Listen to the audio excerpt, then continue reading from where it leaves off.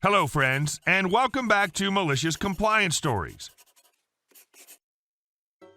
Gotta love it when the Karens get their comeuppance. This time, Wild Karen decided to make a scene at the airport, which ended up costing her a vacation.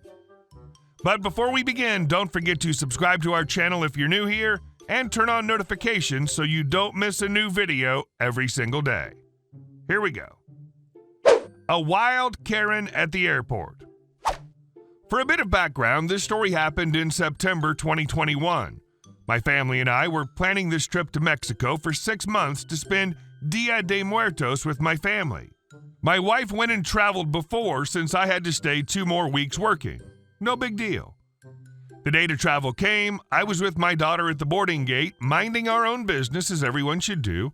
My daughter was next to me playing her Nintendo. Then a kid showed up next to us and just watched my daughter play. All good, just kids being kids.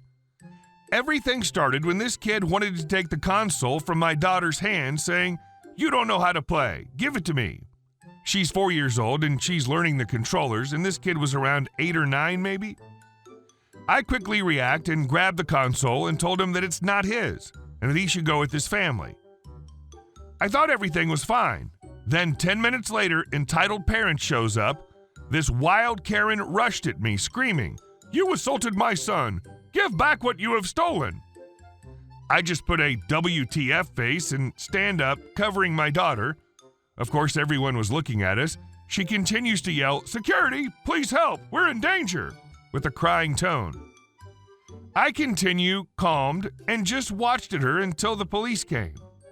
She then starts to tell her version of the story. Then the cops turned to me and I told them that she was lying. She was mad at my version, and I don't know what she told her son, but also that kid was crying and saying he's really scared of me. BS. Long story short, she continues to yell, argue, and demand to give my daughter's console to her son that I apparently stole. They took me to a small room until they verify the surveillance camera and confirm what story is the truth, mine or hers. Spoiler, I was correct. I then decide to press charges for harassment and threatening us, especially my daughter. At the end, she was kicked out from the airport, and oh boy, she was not having it. She went full Karen when they were taking her out, and I was on a plane to celebrate Dia de Muertos. I'd put an extra candle on the ofrenda in honor of the vacation Karen killed for herself. LOL. And our second story. Woman wants free clothes and for me to deliver them. First off, for some context, I have terminal cancer in my spine and hip, so movement and traveling is very difficult for me. I'm a bit of a clothesaholic, and often things are worn once or twice before being sold on eBay, and also a bit of a fatty, a size 24.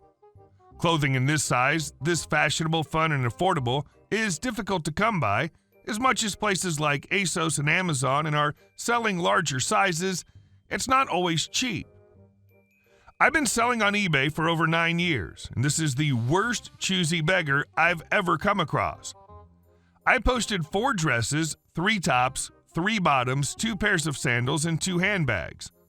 That haul would normally bring me around 100 to 150 pounds. Let's call the customer Karen, obviously. So she messaged me about one of the dresses and asked me what's the minimum price I'll accept. I tell her they're all on auction and she's welcome to bid. She tells me she can't wait to bid as she has an event to go to that weekend. She tells me she's interested in all of my items and offers me 25 pounds for the lot. One of the dresses alone cost me 75 and has only been worn once. So I replied simply, no. She then proceeded to harass and beg me to sell her this one dress for 5 pounds. I said no. She then again offered me 25 pounds for the lot as long as I was willing to deliver it to her about 40 miles from where I live. Again, I simply replied no. She then tells me that she's diabetic and can't work and has 2 small children and can't afford to buy clothes in that size. I remember those kinds of days. So, being kind and generous, I agree to sell her the one dress for 25 pounds and give her my PayPal info. She sends me $250. I assume it's a mistake on her part and reminded her that the dress is $25. She then said, why can't I let her have it for $250?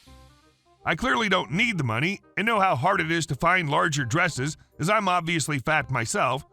Perhaps if I lost some weight, I'd be able to sell more clothes and wouldn't have to charge so much. Bear in mind, she's the same size, 24. So she then tries to guilt trip me by telling me that she's diabetic and that's why she can't work.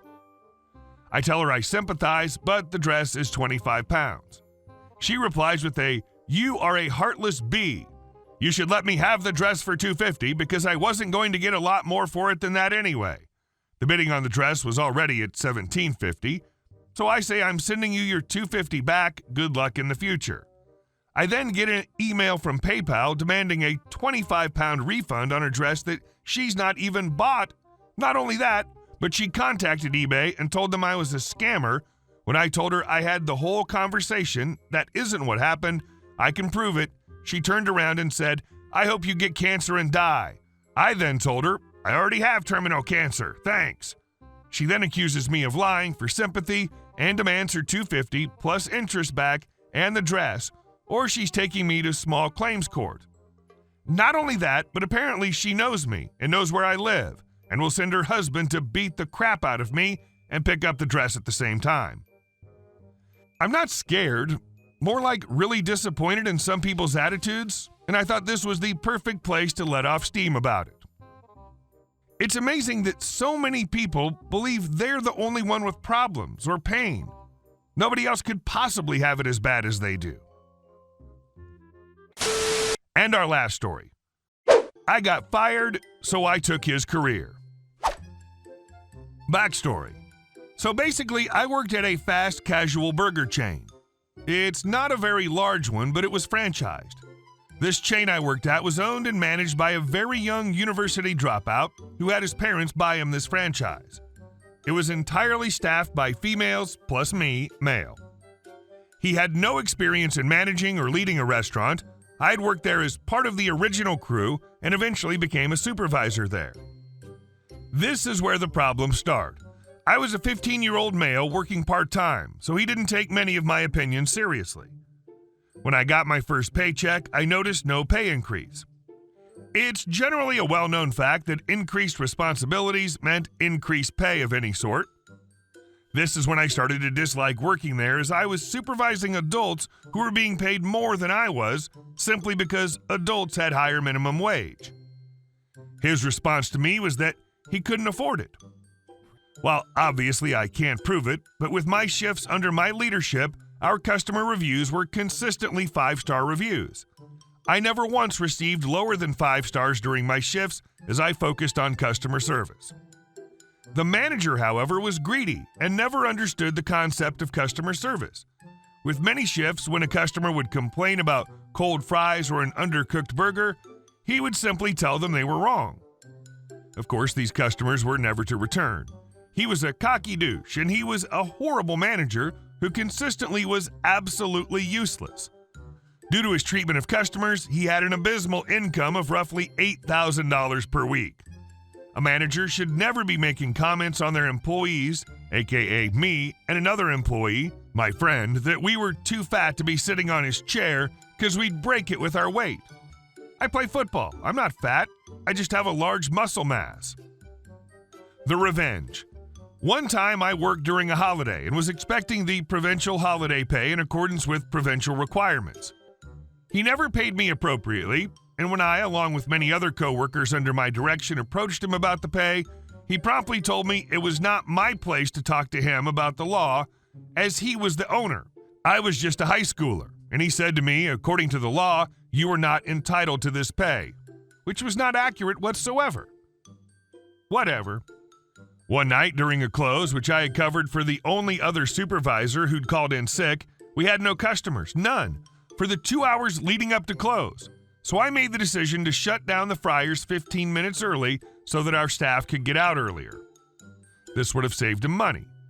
Of course, we had a customer come in 5 minutes before close, and I greeted him.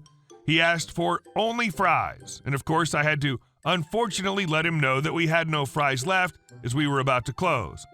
This customer begged for us to turn on the fryers again and make them fries, and I said no. This customer angrily left, and left me my first and only 1-star review because we were out of fries at that time. I understand that had I left the fryers on, this would have been avoided. Regardless, the next morning I arrived at my shift and he approached me and gave me a verbal warning about the incident and said that he would be deducting the cost of the fries, the order, and a penalty for the 1-star rating at a cost of $80, something he'd never done before with anyone. After he did that with me, furious about this request as it was completely unfair, I did some legal research.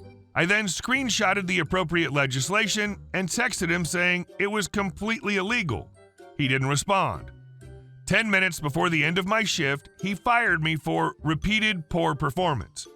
After this, I informed all of my prior colleagues about the incident and asked them all to contact the Ontario Labour Board, and so began the arduous process of the Labour Board. 8 months later, the Labour Board sided with all of us for wrongful terminations. I received $3,500 from my termination along with my termination pay. As it turns out, in fact, he did underpay me on every single one of my holiday shifts, and I'm not too sure how much the others received, but overall from all of us, it totaled around $15,000 to $18,000. I then got a job right next door at a restaurant whose glass faces my previous workplace, and every morning I got to see him running around as he was short-staffed, and many of my coworkers quit when I was fired because he was the devil to work with. I found out after this from his cousin, who went to high school with me, that he had to sell his car to pay for our bills, a 2017 Mercedes C300, stopped paying royalties, and then got sued by the franchise owners for breach of contract. The restaurant was subsequently shut down, and he was out of income over $1.50 in fries. From last I heard, he now works at his father's fast food restaurant as a regular employee. I'm glad you got your money, and that you got to enjoy his running around like a chicken with his head cut off. Hey guys, thank you all for watching the video. I'll see you in the next one.